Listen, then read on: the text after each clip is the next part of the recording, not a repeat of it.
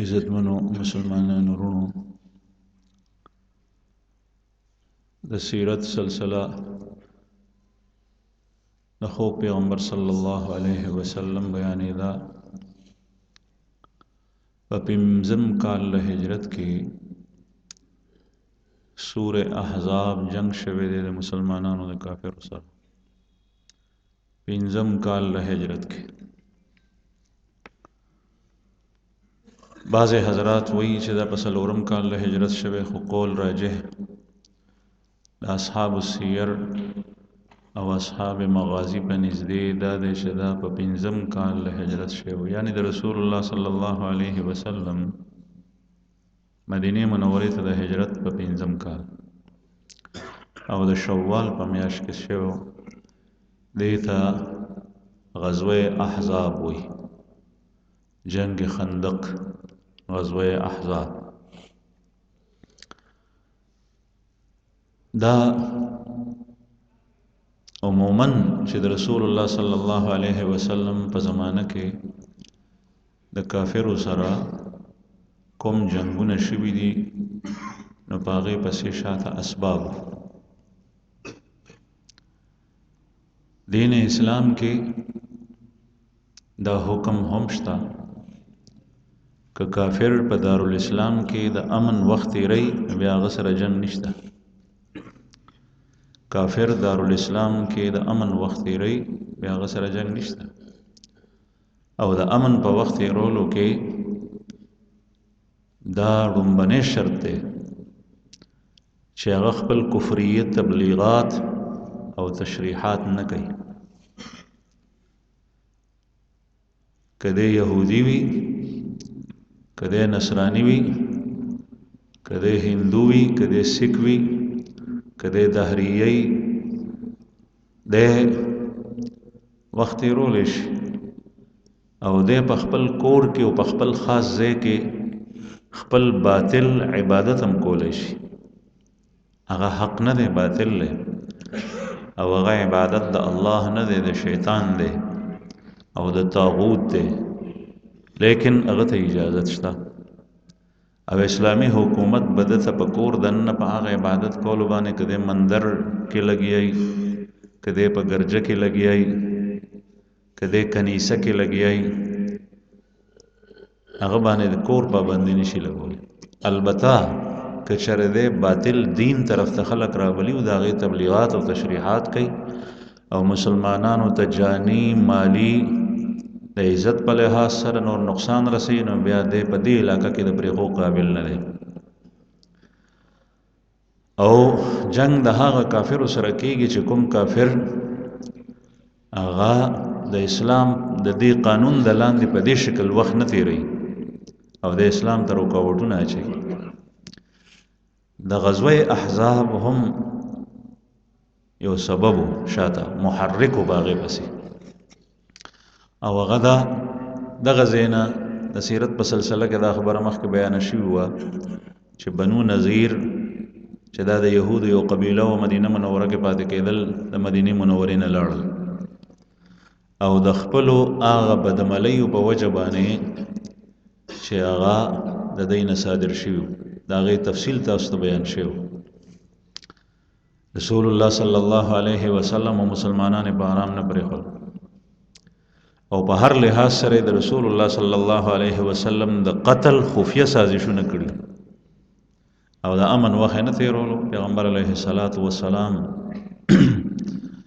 بیا په دغه صورت باندې پرېغل په دغه شرط چې مدینه خالی کړي او بیا هم دومره مهرباني وسره وکړه چې د دې مال اهل و عیال هغه وسره پرېغل دا لاړل دا بنو نذیر لاړل خیبر ته نن سبا خیبر په جزیره نما جزیره العرب سعودي عربستان کې ده او په شمال کې راځي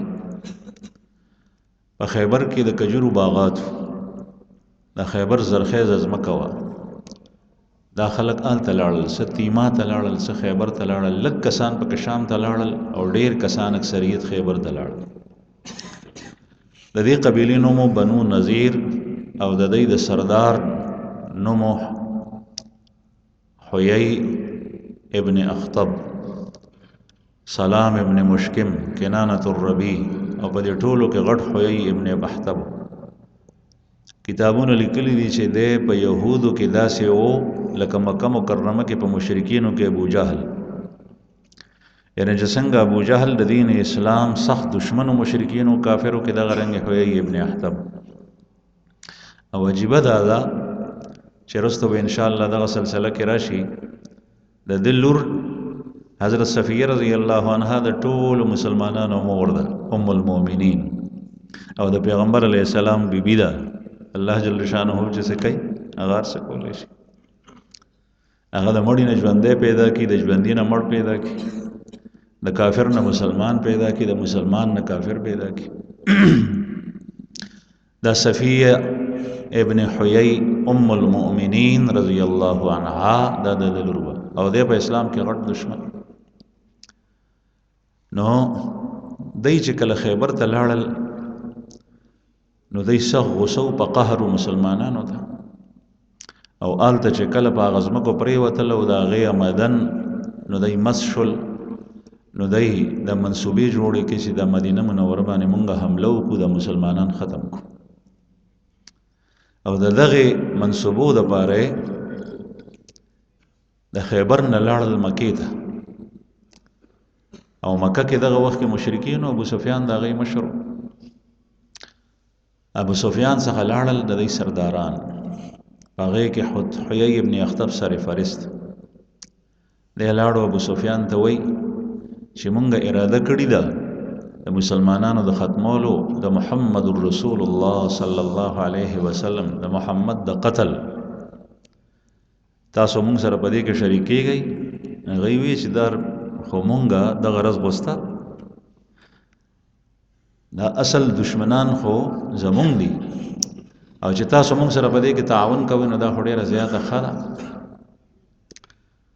بیا ورته د مکې د مشرکین وی خو مونږ به تاسو خلکو اعتبار نه کوو، تاسو نه اعتبار خلک یې اسې نه چې مونږ دلته لښکر روان کو تیار کو او تاسو بیا زمونږ نه ووړئ نو مونږ به تاسو اعتبار نه کوو. وی مونږ تاسو نه یو څو تپوسونه کوو، او تپوس یې دا وکړو چې آیا د محمد صلی الله علیه وسلم دین افضل لی او که زمونږ دین افضل لی؟ مونږ چې په کوم مذهب باندې او کفر او شرک او بت پرستی وته یادول دا افضل لی، او که رسول الله صلی الله علیه وسلم دین چې دین اسلام دی دا افضل لی. نو دا یهود اهل کتاب وخه او دای پیغمبر منلو، لیکن رسول الله صلی الله علیه وسلم باندې ایمان نو، او یو کتاب کې هم الله جل جلاله دا خبر نه ده نازله کړي چې دین اسلام باندې بل دین افضل دی. په هر ټولو ادیانو باندې دین اسلام دا غوره دی، سربالا دی، اعلی دی. قرآن کریم کې الله جل جلاله فرمایي ان الدین عند الله الاسلام، دین مرضی او د خدای خوښ دین دا الله په نزدې چې کوم دین دی هغه اسلام دی. دغه اسلام باندې حضرت آدم علیه السلام، دغه اسلام باندې حضرت نوح علیه السلام، دغه اسلام باندې ابراهیم علیه السلام، په دغه اسلام باندې نور انبیا راغلي دي. البته د هغې فروعي احکام او شریعتونه بدل شوي دي.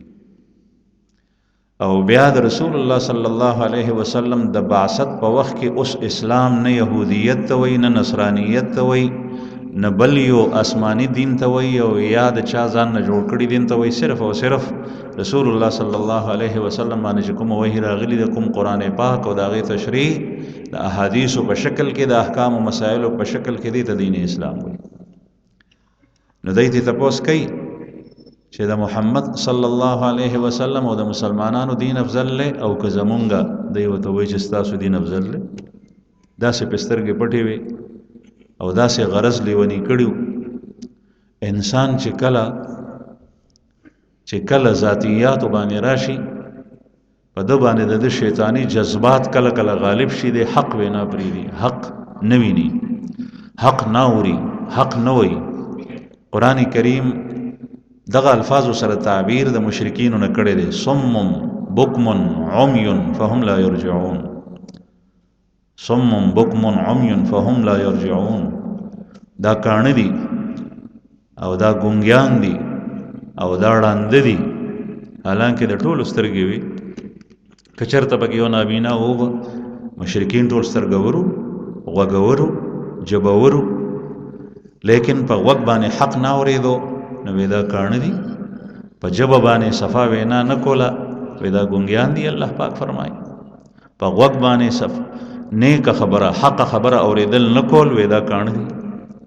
او یو سړی که چېرې په دنیا کې د دین اسلام نه علاوه په بل دین باندې وخت تیر کړي، دی چې په دې سترګو باندې قتل کوي، دا د الله جل شأنه امانت دی د سره. الله جل شأنه به دنه تپوس کوي چې دا سترګې ما درکړې وې، په دې تاسو کتل، دا غوږونه ما درکړي وو، په دې تاسو اورېدل. که د دین اسلام نه علاوه او د حق د اورېدو نه علاوه په بل څه کې استعمال کوي، د دې به سره حساب کېږي. دا ژبه ما تا ته درکړې وه دې دپاره چې ته پې فحشا وې، ته پې بکواس کې، ته پې کنځلې کې، ته پې کلمې د کفر وې، ته پې دروغ وې، ته پې غیبت کې، ته پې د دروغو ګواهي کوي. دا به الله جل شانه په ورځ د قیامت هر یو کس نه تپوس کوي. او د انسان د بدن د اعضا به د خلاف ګواهي ورکوي، دی به وایي چې دا به تاسو څه چلو شو. به هر حال په دی باندې سترګې پټې وې په دشمنۍ کې د مسلمانانو د رسول الله صلی الله علیه وسلم. نو د دی کتاب چې کومه خبره کوله د هغې خلاف لګیا دي، او وایي چې ستاسو دین حق دی.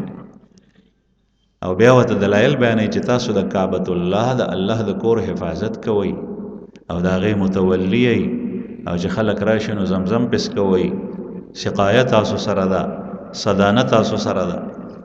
دې نه معلومه شوه که چېرې یو مسلمان هغه یو کافر او یهودي او پیرنګي کې ښه خبره وویني، خو د هغې ښې خبره په وجه باندې هغه ټول یهودي ته په مسلمان ترجیح ورکړي، نو دا د کفر کلمه ده. او نن سبا ډېرو مسلمانانو د خولې نه داسې راوځي چې دا یهود خو د مسلمانانو نه ښه دي. قطعا دا به نه وی چې دا وی نو دې سره ستا اسلام ایمان خطره کې شو، ایمان دې به دا ولګول. او چې وی چې دا سړی رښتیا وایي او د رښتیا خبرې تایید کړي، نو د رښتیا وکولی شي. خو هغه رښتیا یهودي وایي ته وایي یهودي د مسلمان نه ښه دی، نو دا خبره د خطا ده، دا د ایمان خلاف شو. هندو د مسلمان نه ښه دی، دا کلمه د کفر ده. عیسائی د مسلمان نه ښه دی، دا کلمه د کفر ده. او ما په خپله په دې غوږونو باندې بعضې خلکو نه دا ټکي اورېدلي. یو ځل له حج نه راتلو په واپسۍ کې د جدې په ایرپورټ کې مې داسې الفاظ واورېدل چې ما هغه کس ته ویم ستا حج ته خو د خپل ایمان خیال ساته. داسې غوسه و صرف او صرف په دې باندې چې دغه کې مونږ د انتظار ولې وکړو او ښه تعلیم یافته کس او د هغه د خولې مې دا واورېدل چې دا یا نصارا خو د دې خلکو نه د عربو نه ښه دي ځکه سرمن خو سپینه ده. داسې الفاظ ویل دا کلمات د کفر دي.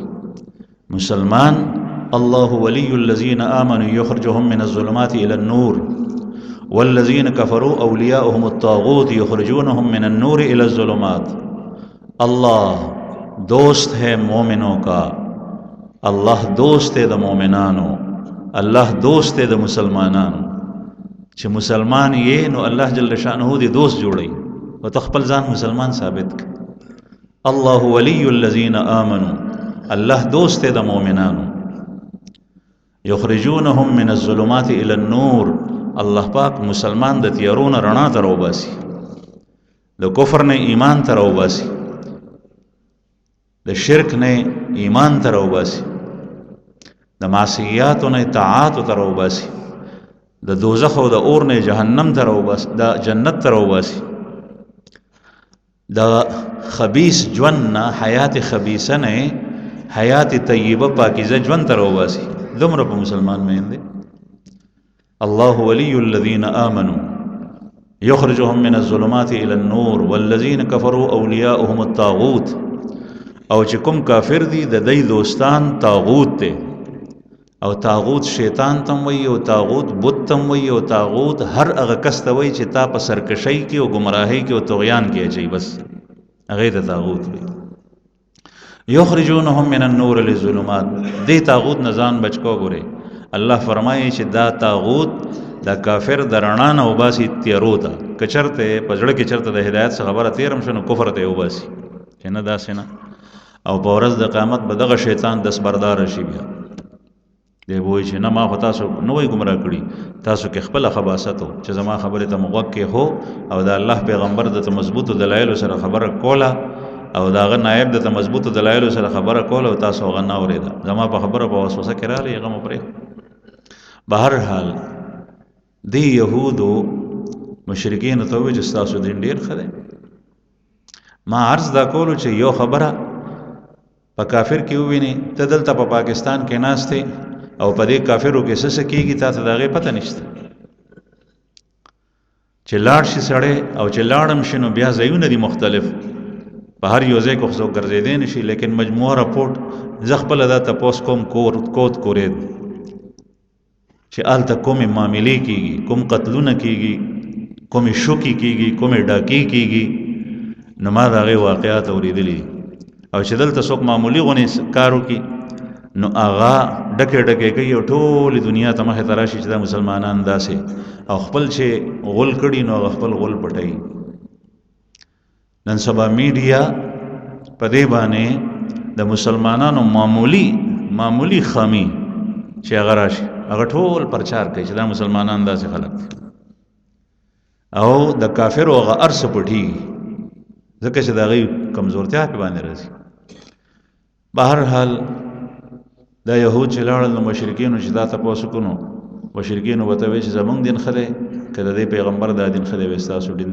ډېر ښه دی بیا یې ورته وایي چې اوس هم نه منو وایي مونږ ښه یو که هغوی ښه دي وایي تاسو ته ډېر ښه بیا یې ورته وایي چې مونږ تر هغې پورې دا خبره هم نه منو تر څو چې تاسو زموږ بوتانو ته سجدې نه کړي نو دا اهل کتابو دی بوتانو ته سجدې نه کولې لیکن دا الله رسول یې پیغمبر نه منلو محمد رسول الله صلی الله علیه وسلم د نبوت نه منکرو قرآن پاک کتاب نه منلو او دا کفر دی بوتانو ته سجدې نه کولې خو چې کله ورته هغوی دا ووایي نو ورته وایي بلکل نو د هغوی بوتانو ته په سجده پرېوت هغوی ومنله چې دا خلک خو زموږ سره دی ابو سفیان ورته وایي بلکل زه وی لښکر تیاروم او تاسو هم تیار شئ د دې ځای نه دی لاړل غطفان ته په عربو کې د مکې مکرمې مدینې منورې ترمنځ څه قبایل پاتې کېدل د هغې غټې قبیلې نوم غطفان لکه څنګه چې قریش غټه قبیله ده او په هغې کې بیا واړه شاخونه دي دغسې غطفان غټه قبیله ده او په هغې کې واړه شاخونه او په عربو کې دا ډېر جنګجو لړاکو خلک او دی به کله کله په اجرت باندې جنګونه کول چې چا به ورته لالچ ورکړو چې مونږ دومره څه درکوو خو زمونږ سره شي نو بیا به هغوی سره شو او ډېر زورورو جنګجو نو دا یهود راغلل غطفان سره هغوی ته وایي چې مونږ دغسې مسلمانانو د استیصال او د هغوی د منډ او د جړې ایستو اراده کړې ده او محمد رسول الله صلی الله علیه وسلم یاد کو چې د هغه د قتل او مونږ مدینې خلک نه پرېږدو مدینه بالکل ختمو او مونږ د قریشو سره هم معاهده وکړه هغوی مونږ سره لوز وکړو مونږ په دې خبره باندې یو بل په لاس کې خل چې جنگ به کوو تاسو مونږ سره ملګري شئ نو هغوی خو اجرتي قاتلانو هغوی دغسې نه ملګري وي تاسو مونږ ته څه راکوئ وی مونږ به یو کال د خیبر آمدن تاسو ته درکوو او خیبر باغونو کې دغه وخت ډېر غټ فصل او کجوري کېدي او فصلونه کېدل وی ثابت کال چې کوم دی بعضې کې راځي چې مونږ به یو نیمه برخه تاسو ته درکوو یعنی مسلسل او بعضې کې راځي چې د کال لپاره یې ورسره واده وکړه معاهده وشوه هغوی تیار شو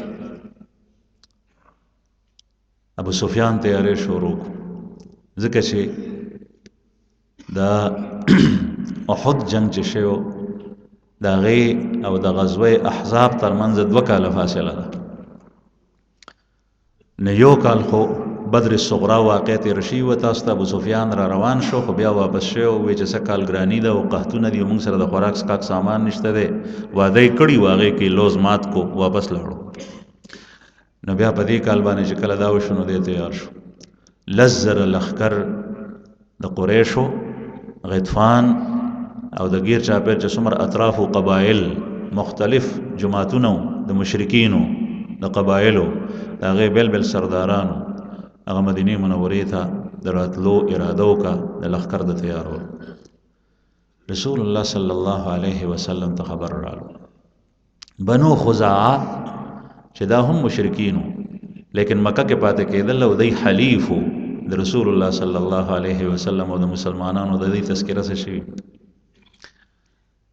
نو دی اطلاع راړه نبی کریم صلی الله علیه وسلم د سړی راواستو لغه په څلور ورځو کې مدینې ته ورسېد.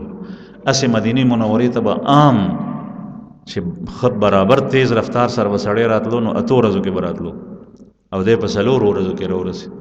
اطلاع راړه رسول الله صلی الله علیه وسلم ته چې کافر او مشرکین او یهود ټول په خیر اراده کړی ده او ټول احزاب قبیلو ته وي جماعتونو ته وي. احزاب جمع د حزب ده او حزب معنا ډله او احزاب ډلې او دې جنگ ته جنگ احزاب ځکه وایي چې په دې کې مختلفې ډلې د کافرو یوځای شي. او غزوه خندق وجه مخکې بیان شي چې خندق پکې کنسته شي. رسول الله صلی الله علیه وسلم ته چې اطلاع رااله محمد رسول الله صلی الله علیه وسلم مسلمانانو مشران را جمع کړل، مشورې یې غوښتل او پیغمبر علیه الصلاۃ والسلام به چې په کوم کار کې وحی نه و نازله شوی په هغه کې به مشوره غوښتل. مشوره د الله په حکم کې نه دی غوښتل پکار. یو سړی وایي زکات را باندې فرض دی خو ښځې او زوینه تپوس کوي چې زکات ورکم که ورنکم. په دې کې مشوره نشته ځکه چې زکات ورکول فرض دي. مونځ ته لاړ شم که نه په دې کې مشوره نشته ځکه چې مونځ کول فرض دي.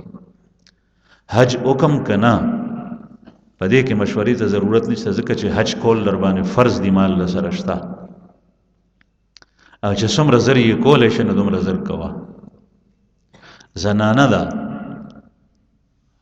حج په فرض دی، خاون ورته اجازت هم نه ورکوي، نه د خاون سره مشورې ته ضرورت شته نه اجازت ته ضرورت شته.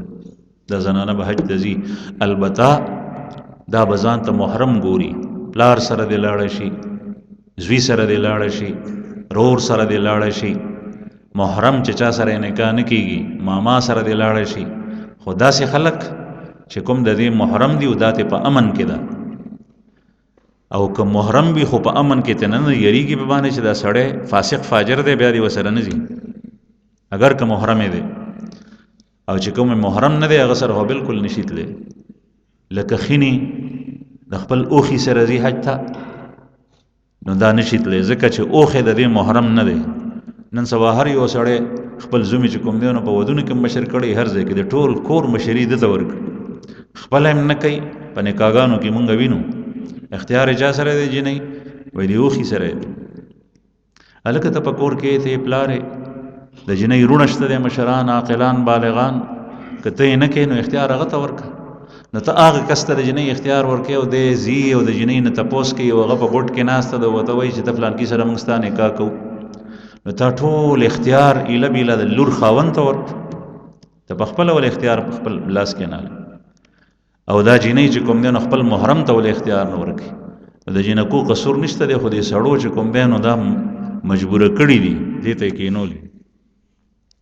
نو به هر حال رسول الله صلی الله علیه وسلم مشوره وغوښته. صحابو سره به په هر یو کار کې مشوره کوله، وحی کار کې نه. وحی چې به څنګه راتله نو وحی به بیانوله چې دا الله حکم دی. دا قرآن کریم کې الله پاک نبی کریم صلی الله علیه وسلم ته فرمایي وشاورهم فی الامر فاذا عزمت فتوکل علی الله، اور ان کے ساتھ مشورہ کر لیا کریں اور جب آپ پختہ ارادہ اور عزم کر لیں تو اللہ پر توکل کر کے وہ کام کر لیا کریں.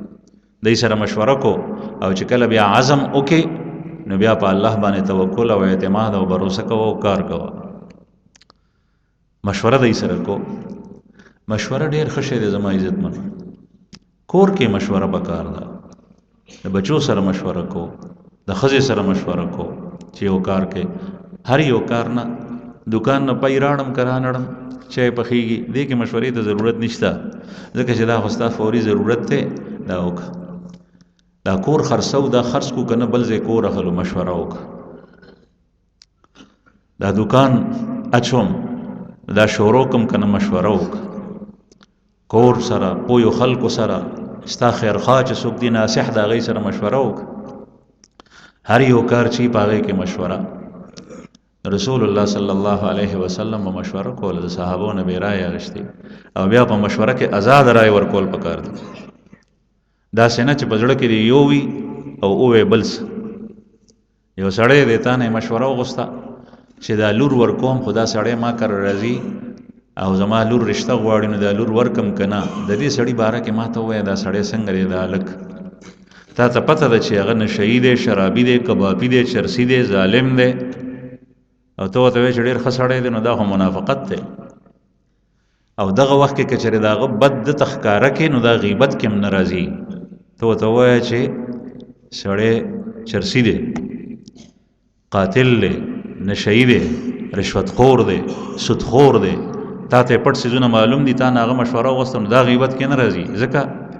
چې د ده لور ورسره تر ابده پورې دا کیني او د ده ښځه کېږي دغه وخت کې هغه ته د لوی شر نه بچ کوې دا په غیبت کې هم نه راځي د دې وینا اجازه شته دی او که چېرې ته دا څیزونه پټ وساتې او بیا چې کوم دی نو هغه لور ورکړي بیا سبا خپئ نو ستا په وجه په تا باندې اعتبار وکړو او هغه ته تا نقصان ورسول نو مشوره غوښتل پکار دي جماعتي سطح باندې مشوره غوښتل پکار دي د کور په سطح باندې مشوره غوښتل کول پکار دي رسول الله صلی الله علیه وسلم صحابه سره مشوره وکړه چې کافر خو دغه سره روان دي جنگ کوي څنګه چلو آیا جنگ مدینه منوره کې وکړو که د مدینې منورې نه بهر ځکه چې د دې نه مخکې په جنگ احد کې دوه ډلې شوي منافقین وی چې په مدینه کې پاتې کېږي او بعضې مسلمانانو وی چې بهر د اکثر رایې مدینه منوره کې د پاتې کېدو وه دغه اختلاف رالو او سره د نورو وجوهاتو یو وجه دام وه چې په هغې کې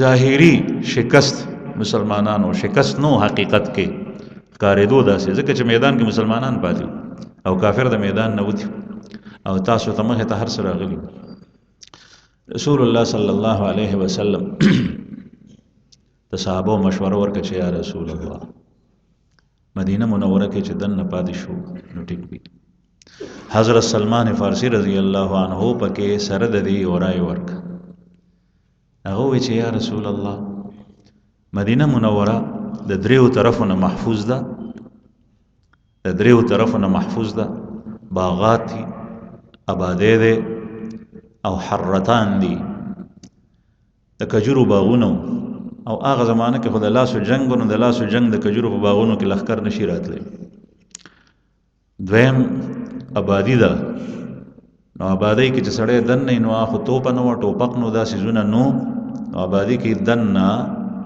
چې څوک وي هغه ته نقصان نشي رسولی تا ته هغه نقصان رسولی شي په دې طرف دی نشي راتلی په باغونو نشي راتلی دې سره سره حرتان دوه داسې ځمکې دي مدینه منوره کې نن سبا خو سړکونه جوړ شول په هغې باندې او پاخه شول ځایونه فرشونه شول هغې ته به حرتان وي هغه د تورو کاڼو ځمکې وي یو حره شرقیه او یو حره غربیه مدینه منوره داسې داسې پرته ده مکه ته په دې طرف ته او هغه طرف ته هم حره شرقیه و دې طرف ته حره غربیه و تورو کاڼو ځمکې وې دا او دا کاڼي دومره تیرو چې په دې باندې اسم نشتلی اوښ هم پرې نشتلی انسان هم پرې نشتلی تیره کاڼي و دا او ډېر سخت نو په دې باندې هم څوک نشي راتلی یو اړخ داسې و د مدینې منورې جبل سلع طرف ته چې دا اړخ هوار میدان وی چې یا رسول الله دا خلک په دې طرف راتلی شي چې موږ مدینه کې یو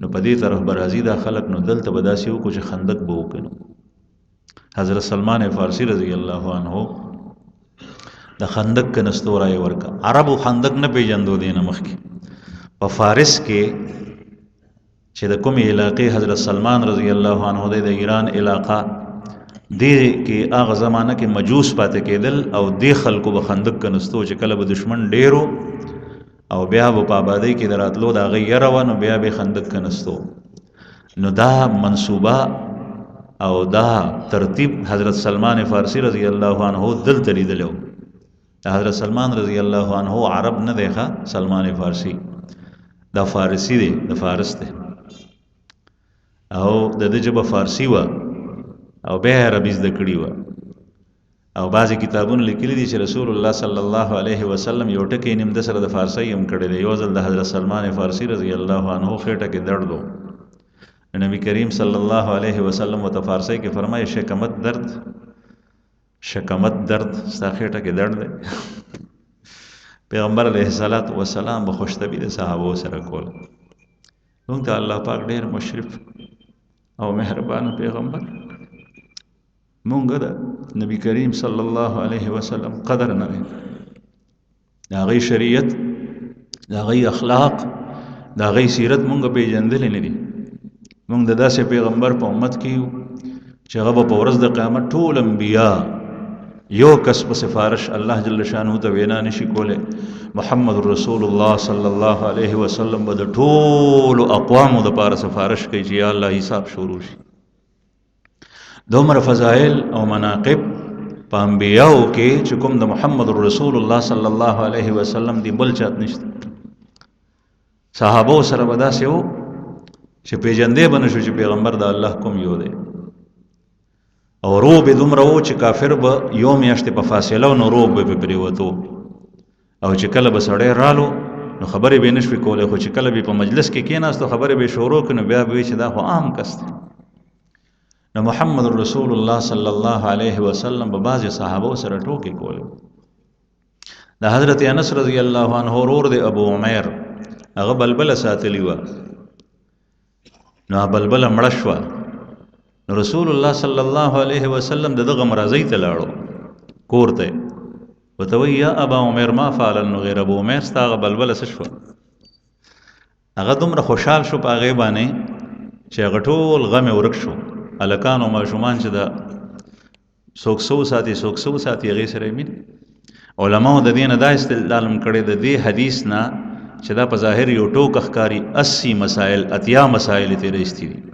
الله جل شانه د دې علماو قبرونه د نور نه ډک کړي. ائمه مجتهدین د دې حدیث نه چې دا د ټوک یو خبره ده 80 مسائل علماو رایستي دي. په هغې کې یو مسله دا ده چې معلومیږي داسې چې دا بلبل او خارو ساتل لا جایز دي، طوطي او مینا او طاووس په کور کې ساتل جایز دي، په پنجره کې هم ساتلی شي، خو خوراک څښاک به ورته ورکې، د ګرمۍ یخنۍ نه به یې بچ کې. دې نه دام معلومیږي چې حرم مدني حرم مکی په شان نه دی. مدینه منوره کې ته چرچڼه مرغۍ نشي نیوې، ځکه ګناه ده، هلته حرم دی، هلته شیم نشي ویلی مرغۍ ته، کونترې ته نشي ویلی، مرغۍ ته نشي ویلی. او مدینه منوره کې دا نیول جایز و. پیغمبر علیه السلام په دا نکیر نه دی کړی چې دا تا ولې نیولي ده. دې نه معلومیږي چې حرم مدني د حرم مکی په شان نه دی، د دې حکم جدا دی. او دغه زمونږ امام ابو حنیفه رحمه الله فرمایي. د دې نه علاوه نور مسائل. نو رسول الله صلی الله علیه وسلم حضرت سلمان فارسی رضی الله عنه دا مشوره خوښ. دا سلمان فارسی رضی الله عنه هغه خوش قسمته صحابي دی چې د ده عمر 350 کالو، 350 کاله، او زمونږ د خوږ پیغمبر صلی الله علیه وسلم عمر 63 کالو ښه. د ابوبکر صدیق صاحب عمر هم 63 کالو، د عمر صاحب عمر هم 63 کالو. هغه زمانه کې عمرونه دغسې وو لکه څنګه چې نن سبا دي. او د حضرت سلمان فارسی رضی الله عنه عمر 350 کالو، یو قول د 250 کالو دی، یو د 350. او د د اسلام راړو واقع هم عجیبه ده. دی وایي چې زه د ایران هم د فارس، او د پلار هغه د یو آتشکدې مشر و په فارس کې، مجوسو په ایران کې هغه زمانه کې. او د مجوسو عبادت دا چې په خپل عبادت خانه کې به اور بلولو، دا اور به 40 غنټې مسلسل بلیدو، مړ کېدو به دا نه به چې دا زمونږ خدای دی، الیاذ بالله. اور ته به سجدې کولې. د الله جل شانه شکر په دین اسلام باندې استل پکار دی چې مونږ ته خپل ذات طرف ته راهنمایي کړي دی. مونږ د الله عبادت کوو. هر مسکه تاسو په هر رکعت کې وایي، که بهر وایي کنه په مسکه وایي ایاک نعبد، اے اللہ ہم تیری ہی بندگی کرتے ہیں، و ایاک نستعین، اور تجھی سے مدد مانگتے ہیں. یا اللہ صرف ستا بندگی کو د بل چا نه. چا نور ته سجدې لګولې دي، چا ستورو ته، چا سپوږمۍ ته، چا ونو ته، چا بوټو ته، چا کاڼو ته، چا اور ته، چا یو سیس ته، چا بل سیس ته. دی به اور ته پرستش کولو. نو دی وایي زه د پلار یو زوی یم او ډېر نیازبینې ساتلی وم او زه به پلار په کور کې داسې ساتلم لکه پیغله جینۍ چې څوک کور کې ساتي او پلار به بهر نه پرېښم. او یو ځل یې ما ته وی چې دوکه لاړ شه د هغې خپلو ځمکو خبر واله، زمونږ جیدادو ځمکې ته یې واستول. وایي ما ته یې وي چې ایسارېږې به نه او چې ایسار به شم نو پلار به مې تپوس کول. نو دی وایي چې زه په لاره تلم نو هلته زمونږ علاقې ته نصارا راغلي عیسایان، هغه یو ځای کې عبادت کولو. نو خو اهل کتابو دغه وخت کې هم د خپل پیغمبر بعضې اعمال پکې وو، وایي هغه عبادت کولو. نن سبا د نصارو په ګرجو کې مې عبادت نه کېږي، ټنګ ټکوري. نو حالانکه دین خو دی باطل، لیکن چې کوم د عبادت خانې وي نو په هغې کې عبادت نه کېږي. زه تللی یم دننه چې څه پکې کېږي. د موسیقي دا عبادت نه دی، دا شیطانی شی دی. قرآن کریم کې الله جل جلاله په دې باندې رد نازل کړی. بهر حال دی وایي چې زه لاړم نو ما هغه نصارا ولیدل چې هغې عبادت کولو، نو ما د هغې خوند راکړو، نو زه د هغې په تماشه ودرېدم. نو ما هغې نه تپوس وکړو چې دا دین ما ته وښیئ، د تاسو څه کوئ؟ هغوی وایي چې مونږ خو نور نه پوهېږو په دې دین باندې، خو مونږ چې د کوم ځای نه راغلي یو په شام کې زمونږ مشران شته یعنې عالمان. نو دی وایي چې ما هغوی ته ووایي چې هلته به د رسېدو څه ترتیب وي؟ نو هغوی راته وایي چې مونږ ځو کله قافله واپس، نو مونږ سره لاړ شه. نو ما ته دی تاریخ طی کړو چې په دې تاریخ به مونږ ځو، په هغه تاریخ باندې ما ځان تیار کړو د پلار د اجازت نه بغیر. په دغه ورځ چې کور ته لاړم نو پلار راته وایي چې هلکه تا خو ناوخته کړو. ما ورته انې بانې وکړې او د هغې نه پلس پلار را باندې شکمن شو. نو وایي زما خپو کې به زنځیر اچولی و. نو وایي چې کله غرض راله د هغې خلکو د تلو د قافلې تجارتي قافله وه، نو ما په کور کې چاته ووایي چې دا زنځیر رانه پرانیزه. نو په کور کې خو مور هم وي او نور خلک هم وي. نو وایي چې ترس را باندې وکړو چا، نو زنځیرونه یې رانه پرانیستل. نو ما د کور نه غر والی بهر لاړم او هغې خلکو سره یو ځای شم او د هغې سره شام ته لاړم. هلته هغوی خپل یو کس ته مخامخ کم چې د هغوی کوم مشر و راهب. نو وایي چې هغه څخه لاړم نو هغه به خلکو ته د صدقې امر کولو او خپله به یې چې کوم مال به ورڅخه د یتیمانانو د کمزورو فقراو مسکینانو دپاره راتلو نو هغه ټول به یې په خپله خېټه کې اچولو خوړو به یې. ما وایي چې ستا د دین خو مې نه دی خوښ. نو بل چا څخه لاړم، وایي بل څخه لاړم نو هغه سړی نیک سړی و، هغه په خپله خبره عمل کولو. هغه سره ما وخت تیر کو تر دې چې د هغه د مرګ وخت راغلو. هغه ته مې ووایي چې زه کله ته کله وفات شې نو بیا به زه چېرته ځم؟ وایي فلانکي ځای ته لاړ شه. نو د هغه د مرګ نه پس هلته لاړم. وایي هغه سره مې ورځې شپې تېرې کړې چې د هغه د مرګ وخت راغلو نو بیا هغه هم ټیک سړی و، هغه راته وایي فلانکي ځای ته لاړ شه. د ده عمر خو 3.5 کاله و. نو وایي څو کسان ما بدل کړل. د هغې نه پس د هغې نه د دین غټ غټ مسایل زده کړل او په آخر کې چې وایي چا سره زه پاتې شوم د هغې کوم پادري سره نو وایي هغه راته ووایي چې اوس دغه ورځ شپې د یو پیغمبر د راتلو دی او هغه مبعوث شوی دی او ته هغه ځای ته هجرت وکړه. مدینه منوره یې راته یاده کړه چې د کجورو ځای دی، هلته پسې طریقې سره ځان ورسو. که د حق ملګرتیا غواړې او حق اختیارول غواړې نو هلته لاړ شه هغه څخه. محمد رسول الله صلی الله علیه وسلم ورته یاد کړو. نو دی وایي چې زه هلته نه را روان شم، خو ما وایي چې دې ځای ته ما څوک رسوي؟ نو یو قافله راغلې وه، ما سره دغه وخت کې روپۍ پیسې هم وې او ما سره څاروي مو. نو هغه قافلې ما ته مې ووایي چې ما به دې ځای ته ورسوئ. د مدینې منورې زوړ نوم یثرب و، ما به یثرب ته ورسوئ. هغه یې راته وایي چې او خو هسې دې نه رسوو. ما ورته څه شی خلی وي د تا سره چې څومره غواګانې دي دا مال دی دا ټول راکړه نو هله به دې بوسو. ما ورته وایي چې دا ټول واخلئ خو ما هلته ورسوئ. نو هغې ته مې هغه څاروي ورکړل، په دې شرط باندې زه هغې را روان کړم، قافلې سره راتلم. وایي چې کله دې ته راورسېدم د مدینې منورې په شمال کې یو ځای و، هلته چې کله راورسېدو نو وایي هلته یو منډایي ته بوتلم. نو خلکو ته یې وایي چې دا زموږ مریی دی غلام. نو په هغه یې خرڅ کړم، حالانکې وایي زه غلام نو په هغې باندې خرڅ کړم. بیا د هلته یو یهودي واغشتم او هغه یهودي زه مدینې منورې ته راوستم. نو دغه وخت کې د یهودي سره و چې رسول الله صلی الله علیه وسلم هجرت وکړو مدینې منورې ته رالو. دی د کجورو په باغ کې یهودي باندې کار کولو، ټول ورځ به په هغه باغ کې لګیا و، قط و برید به یې کولو.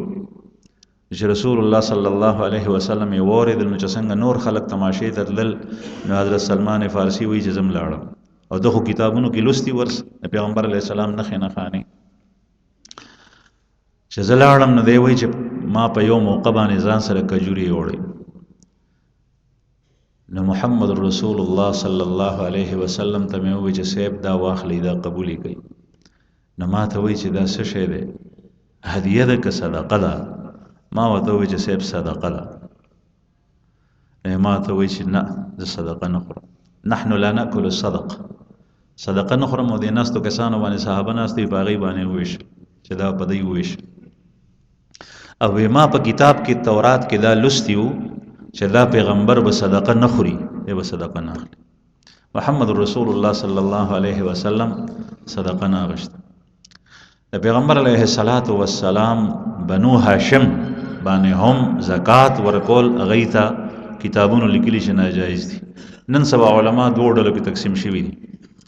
یو وایي چې چونکې زکات به نه ورکېدی کېدو، لیکن د بیت المال نه به د هغې خپله خزانه وه برخه به وه پکې، هغه به یې ورکوله د زکات نه علاوه. نن سبا نه خلک زکات ورکوي او څوک یې تپوس هم نه کوي. نو ځکه بعضې وایي چې ورکولی شي ورته، خو اکثر حضرات او زمونږ د متقدمینو د مخکې اکابرو همدغه مسلک دی چې بنو هاشم ته زکات نشي ورکولی. محمد رسول الله صلی الله علیه وسلم به صدقه نه خوړه. دی وایي چې بیا مې هدیه راړه. رسول الله صلی الله علیه وسلم رانه تپوس وکړو چې سلمان داسې دي؟ ما ورته چې یا رسول الله دا هدیه ده. دې نه دا معلومه شوه چې کله ته د چا په مال باندې شکمن شې نو د هغې تحقیق کو چې دی څه باره کې راوړه. که تا باندې زکات نه کېږي او ته پوه شې چې دی زکات راوړی، نو ورته ووایه چې په ما زکات نه کېږي، مالدار یې، الله جل شانه مال درکړی دی. تا ته یې راړی چې په جومات باندې ولګو، تا په جیب کې واچولې، نو تپوس کو چې دا د څه دپاره راوړي دي، کوم مت کې دا واچو. رسول الله صلی الله علیه وسلم به تپوس کولو، کور ته چې بدن نشو تپوس به یې کولو د خوراک څه شته چې یا رسول الله دغه فلانکی فلانکی دا شی دی دا نشته؟ نه دا ما دپاره نه دی جایز، چې کوم به جایز هغه به یې خوړو. بهرحال دی وایي چې کله ما په کتاب کې لوستي و چې هدیه به اخلي، وی چې هغه هدیه یې قبوله کړو، ډېر خوشحال شو، په خپل هم نبي کریم صلی الله علیه وسلم وخوړو او خلکو ته یې هم ورکړه. وی ما وی چې دا دویمه نښه او باقي رنگ روغن دا ټولې نښې خو پکې شته. وی درېیمه نښه ما کته چې د محمد رسول الله صلی الله علیه وسلم د دواړو ولو ترمنځ به مهر د نبوت لګېدلی. د رسول الله صلی الله علیه وسلم د ولو ترمنځ په دې سرمن کې مهر د نبوت، د هغې تعبیر مختلفو صحابو مختلف کړی دی. چا څوک وایي چې د هګۍ په شان او څوک وایي چې داسې او څوک وایي چې داسې، چا یې تڼۍ ته تشبیه ورکړي ده، چا یو شي ته، چا بل شي ته. نو دی وایي چې ما بیا دا هم کتلي نو زه شاته رالم د نبي کریم صلی الله علیه وسلم نه، پیغمبر علیه السلام را باندې پوه شو چې د ده مطلب څه دی. نو د شان یې څادر لرې کو، نو ما مهر نبوت وکتو. نو بس زه رالم، ما ووایي چې ما ته کلمه ووایه زه مسلمانېږم. نو رسول الله صلی الله علیه وسلم راته کلمه ووایي مسلمان شو. نو ما ته بیا نبی کریم صلی الله علیه وسلم وایي چې سلمان ته د دې خپل مالک نه ځان را خلاص که، یهودي نه. وی چې یا رسول الله هغه ما نه پرېږدي، او دی خو ډېر قیمتي سړی او ډېر هوښیار، د هغه پې ډېر کار روان و، ټول جیداد یې ورته سنبالول. نو سړی په صفاتو باندې قیمتي کېږي، ګرانېږي، یهودي نه پرېښو. ورته یې وایي چې په څه طریقه باندې دې ځان را خلاص که. نو دی لاړو هغه خپل مالک ته ووایي، نو مالک ورته وایي چې په یو شرط یې پرېږدم. وی څومره؟ په څه شرط باندې؟ وی یو خو 300 بوټي راړه د کجورو او هغه وکاراو چې په کوم کال باندې هغې ټولو بوټو میوه ورکړه نو بیا به دې پرېږدم. او دویم 40 اوقیې ما ته زر راړه، سره زر، او 40 اوقیونه من ته خبر رسي، دا دومره سره راړه. سیرون نه خبر اوړي نو وزر عالم خفا نو رسول الله صلی الله علیه وسلم نه تاسو کې چې سلمان څه چل له کومه وی چې یا رسول الله زما زاد دل مشکل نو ایمان تاسو کې چې ولې سی ویرته ما ته وی چې سلويخ اوقیه ذره او درې سو بوټي د کجورو نال کا او چې هغه میوه اونې سی په کوم کال نو باغ کال بتا آزاد دا دوه کارونه وکړي رسول الله صلی الله علیه وسلم وته فرمایل چې سلمان هیڅ خبره نه نو چرته نه سر راغلی د بار نن ما ته وی چې ها دا واخلو دینه وتله او د مالک ته ورکوي ما چې یا رسول الله دا هډیر کم دی ما ته فرمایي چې ته اوه تعالی چې وی تعالی نو هغه پکې پوره شو دا رسول الله صلی الله علیه وسلم معجزه او الله پکې برکت واچو رسول الله صلی الله علیه وسلم به پلاس کې به لوخه پاغه کې به ګوته کې خو دا غنه بچینی جاری شو الله جل شانو په لکسس کې برکت اچول لکشه به ډېرو کسانو ورسې د ټولو وخړو دغه سیدام او به وته فرمایل چې اوس چې څنګه دا ورکل نو غ يهودي حیران شو چې دي مسلمانانو سره د دومره مال چتندل دا هو ټولم جمع کړی دي سره وسشته دي نه هغه وی چې سړی خو مې جوړ د لاس نزی وته وی چې اوس بدري سو بوټي کړي او چې میوونی سينو بیا بازار دی نبی کریم صلی الله علیه وسلم وته فرمایل چې اوس درې سو بوټي راړه کنجان وکنه ډوغل وکنه بوټو د بار او بیا بوټي راړه او ماته وایا سلمان فارسی رضی الله عنه ډوغل وکنسته کنجان وکنسته او بوټي راړه درې سو او رسول الله صلی الله علیه وسلم ترال وی چې یا رسول الله بوټي خو مې وروړي دي پیغمبر علیه الصلاۃ والسلام په خپل مبارک لاړو او بوټي خلی او خورې پیړی او بیا بل بوټي او بوته شي نو ټول بوټي په هغه کال باندې غټم شلو په هغه کال مې وونی و حالانکه د کجورو بوټي په نهم کال مې ونی سي دا رسول الله صلی الله علیه وسلم معجزه يهودي ته وی چې راشه باغ دی وګورنه يهودي حیران شو هغه په باغ کې ګرځي وې زب ګورم چې 300 بوټي ټولو مې ونی ولي اگر ګرځېدو نو یو بوټي پکې پیدا کو چې هغه مې ونی ولي وړو کې وغه نو يهودي و چې راشه دا بوټي دی او دا غټ شوی هم نه دی میوه خو لا پرېږده نو حضرت سلمان بیا خبرالو وی چې یا رسول الله داسې کار وشو رسول الله صلی الله علیه وسلم حیران شو وی چې دا بوټي چا کرلی نو عمر صاحب وی چې یا رسول الله دا ما کرلی